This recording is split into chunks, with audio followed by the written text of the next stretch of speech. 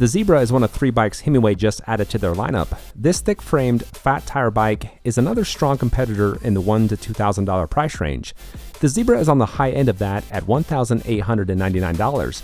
But don't let that discourage you, as it's got an updated frame for a higher weight capacity, a better motor that lasts longer, and a higher quality battery that has an 80% capacity after 1,000 charge cycles.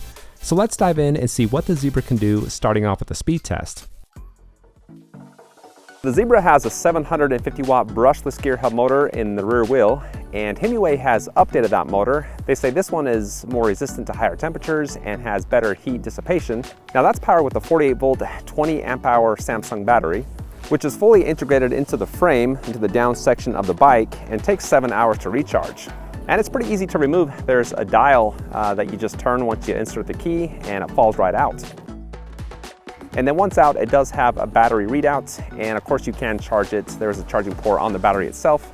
Now they did update their battery. They say that it has a capacity up to 80% after 1,000 charge cycles. Now I did a little math with that, and I just assumed that the battery is going to last about 50 miles. It has a rating of 60 to 70, so I'm a little bit lenient with that. I will test the range out later. But with a 50-mile average time 1,000 charge cycles, that's 50,000 miles. Or another way to look at it is you can actually go across the entire United States from the north-northwest to the south-southeast 17 times, which is pretty crazy.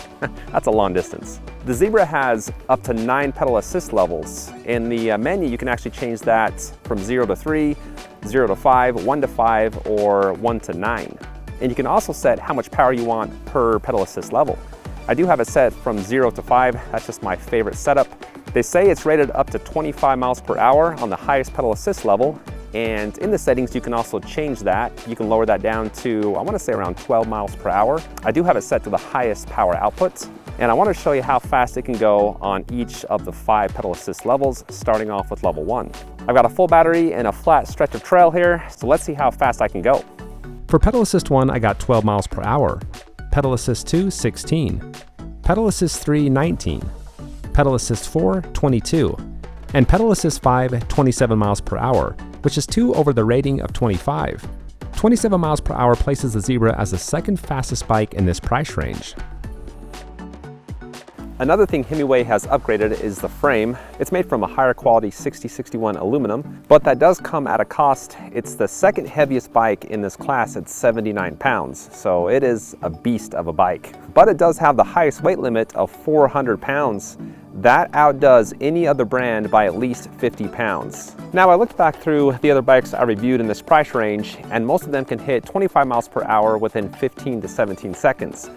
I'm going to do an acceleration test on both pedal assist level 5 and straight throttle and show you the differences and see which one can actually reach that speed the quickest and where it falls in line with the other brands. As you could have guessed with the weight of the bike, that does affect acceleration. It takes a few seconds to get going with both pedal assist and throttle. Now they pretty much have the same power and don't really start to take off till around 20 to 30 feet. There's no delay in power, it's just slow at first. Now pedal assist is a little faster, topping out at just under 23.5 seconds, making the Zebra one of the slowest bikes in this class. This is the range test. The bike has a rating of 60 to 80 miles, which is the longest rating I've seen in this price range. So I'm hoping it can hold up to what it's rated for. Here's everything I liked and didn't like about the Zebra. This has got to be the biggest frame bike I've ever reviewed. That down section is just insanely thick. I put both my hands together and can barely connect my fingers. So if you like a big frame bike, you know, something that looks like a tank coming down the trail, this is the bike for you. And they have painted it nice. They do call this the Zebra. And on this top bar, they have put some zebra stripes. So they got a little creative with their paint job, which I think looked pretty cool. Now, as far as balance, I always like to do a no hand test. It's not the easiest to ride without any hands. There's some bikes I can hop on and within 5 minutes take my hands off and be just fine. This one I feel takes a little bit more effort. I've kind of played around with it a little bit and can only go a few feet before it starts to wobble a little bit. Now the handlebars are 27.6 inches wide. So you've got just great handling and control. There was a short section of trail I just went on that had a bunch of sharp turns and kind of hills and that, and It handled it very well. Those big fat tires make the bike stay upright. And that's why a lot of people, you know, older people are actually getting these types of bikes because they're just super easy to ride and very stable. Now I've gone about 20 miles and haven't had any rattling or vibrations or clicking. Everything is very quiet and solid feeling. Now that being said, the motor is one of the louder motors in this price range, especially when you're climbing. It does tend to make a little bit more noise when it's going up a hill. Now as far as the geometry of the bike, the only thing I don't like is how far the seat is from the handlebars. As I'm riding, I kind of slide towards the very tip of the saddle, and I tried to even angle that up, but there isn't that option. It lets you move it front and back about an inch, and I did move it as far front as it would go. I just prefer bikes that have the saddle a little bit closer to the handlebars. I'm 5'11" and feel like it's a good size for my frame, and it's designed to fit a rider 5'3" up to 6'4". I always like to find a hill to see how the bike handles when it approaches 30 miles per hour. I did get this up to 30 miles per hour just briefly. The hill had a sharp turn at the very bottom of it, so I had to slow down, but it handled that speed very well. And that seems to be the case with a lot of these fat tire bikes. I mean, you can hit 30, 40 miles an hour sometimes. I haven't got 40 yet. I haven't found a steep enough hill for that, but I've got close, and they can really deal with that higher speed. I mentioned in past videos that it's the little things that make a bike stand apart. So I want to give you guys an idea of how everything feels on the handlebars, since that's the stuff that you're touching and feeling. I've seen these exact same grips on like, 7, 8 other brands in the same price range, and they're pretty comfortable. The half twist throttle feels very nice. Actually has a little bit of padding to it too. An area where a lot of companies don't pay attention to is the brake levers. Usually those don't feel very nice. You can kind of tell they're cheap. Not the case here. They are aluminum alloy and they feel very nice and spendy. And those brake levers do cut the motor as soon as they're pressed. Nice safety feature there. And then there's a 7-speed Shimano shifter, and that shifts nice and quick. There's no skipping and everything locks in nice and fast. The pedal assist isn't the most sensitive I've seen for a bike in this price range. I always do that test when I'm maxing the bike out. And when I'm doing that and stop pedaling, it's actually a pretty long delay from when I stop pedaling to when the power cuts off. And then when I begin to pedal, it takes about 2 to 3 revolutions before the power kicks back on. There's so many things I like about this bike. I wish they would have designed the pedal assist to be a little bit more sensitive. It would have made me just like the bike a little bit more. The throttle doesn't depend on the pedal assist level. It gives you access to full power whenever you need it, which is nice. As most of you guys know, that is my favorite design. Now this is the type of bike that pretty much does 100% of the work for you. So once I hit about 12, 13 miles per hour, even on the highest gear, I really can't pedal fast enough to feel any type of resistance. And that is on the highest pedal assist level. Obviously, if you turn that to a lower pedal assist level, that wouldn't be the case, but on pedal assist 5, it basically does all the work for you. On my way back to my car with 1 battery bar left, I was averaging 25 miles per hour on the flats. The bike didn't seem to lose any power from a full battery to almost an empty battery, which is pretty impressive. Most bikes, when the last bar hits, drops in power and speed by about 5 to 7 miles per hour. Now a couple minutes later, I reached my car and had most of the battery bar left, so I'm thinking I could have gotten another 3 to 4 miles. I never like to run the battery all the way out. My app showed 26.41 miles with a good elevation gain of 1,255 feet. That's 400 to 500 feet above what I usually get. Now 26.5 miles is quite a bit less than the rating of 60, which I was expecting. I usually get about half of what they say the bike is rated for, but that range is really good for how much elevation I had, one of the top in this price range. It's hard to get over 25 miles with over 1,000 feet in elevation gain. I came out here to test out the alloy spring front fork suspension with lockout and adjustment. I've got a pretty cool bike trail behind me. It's mostly a smooth trail with not a lot of rocks, which I think is what this bike is going to be designed to handle.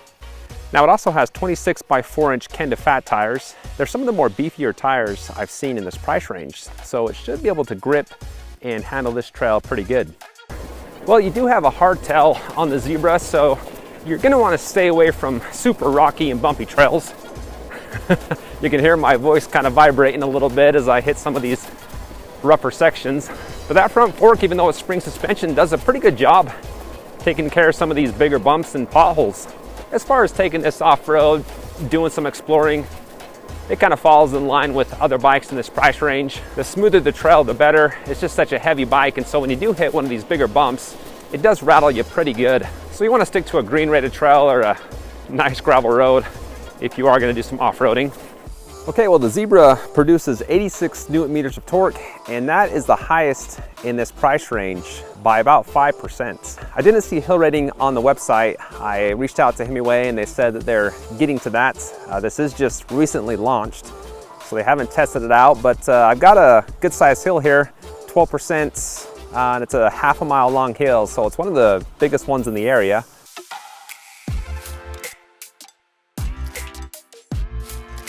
"12 miles an hour, and it pretty much gets steep right off the bat. Holding at 12. I'm gonna lower my gears down a little bit. Down to 9, down to 8, steepest part here. And I got 0 resistance on the pedals. The bike's doing 100%.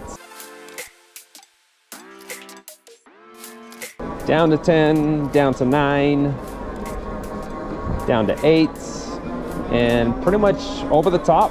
Usually on a hill that steep with a bike as heavy as this is, even on the easiest gear, I'm still feeling some type of resistance, but I felt nothing with this bike. So I'm even thinking it could go up to about a 15 to maybe even 20% hill.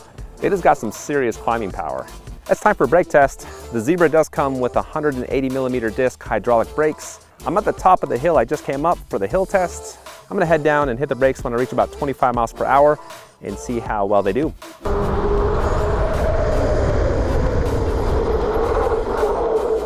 No noise, no squeaking, no pulsating, very nice brakes. Next, I wanted to see how easy it would be to pedal without any power, so I set the assist to level 0. I'm just hitting these small little hills on this trail, and man, I can feel some resistance pretty quick when I start to climb those. Yeah, that is tough. Holy crap. That's a short hill, maybe 30 feet long, but whoo, my legs are burning. I think it's safe to say that you're definitely not gonna wanna ride this without any power. Here's an overview of the screen and control pad. Well, on the left side of the handlebars is the control pad. Hit the power button for about 3 seconds, screen turns on, and that displays battery life, pedal assist mode, speed, and odometer. A lot of bikes have similar pads, just a plus and minus to change the pedal assist. There's a button for the headlights. Once you hit that, the icon will light up. It actually has a pretty nice looking headlight, and it's 48 volts. The I button switches through different readouts. So you got total odometer, max speed, average speed, trip odometer, and ride time. Overall, if you're around my weight of 185 pounds, here's what you can expect. A top speed of 27 miles per hour with both pedal assist and throttle. A slow acceleration reaching that speed in almost 24 seconds. Good hill climbing ability taking on a 12% grade at 8 miles per hour. Range is one of the best in class, especially for the elevation gain. And the hydraulic brakes are smooth and very powerful. Anytime you can create a big and beefy bike that can hit over 25 miles with over 1,000 feet of elevation gain, you've accomplished something, and that's why I've got no problem recommending this bike. I've got the link in the description if you want to check it out.